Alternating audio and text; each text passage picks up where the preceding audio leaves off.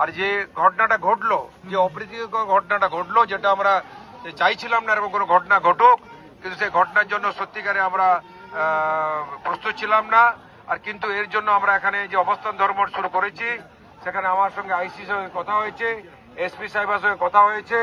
আমরা এই যে আজকের ঘটনা, আমরা এফআইআর মাধ্যমে যারা যারা এই ঘটনায় যুক্ত তাদের সকলের নাম দিয়েছি। ইতিমধ্যে 16 জনকে অ্যারেস্ট করেছে, তার মধ্যে আরো কিছু যারা আমরা নাম দিয়েছি সে নামে অ্যারেস্ট চলছে এখন। এই মাত্র আমার সঙ্গে এসপির সঙ্গে কথা হলো আর আইসির সঙ্গে কথা হলো। ওনারা দুটি দাঁতন থানা আর মোহনপুর থানা মিলে একদম জয়েন্ট রেড চালাচ্ছে। আর এই দুষ্কৃতকারীরা হারমাদরা কোথায় বসে আছে আমি তার সূচনা সবাই দিয়ে দিচ্ছি। আমাদের প্রতিটি মুহূর্তে এদের সূচনা আমি পাচ্ছি আমাদের কার্যকর্তাদের মাধ্যমে। আপনারা নিশ্চিত থাকুন, এরা সবাই হবে, এরা গ্রেপ্তার হবে।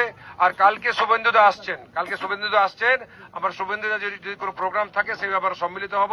এখন কাল বাদ আমার পরশুদিন ভোট, আমি সবাইকে অনুরোধ করব আপনার সঙ্গে বাড়িতে ফিরে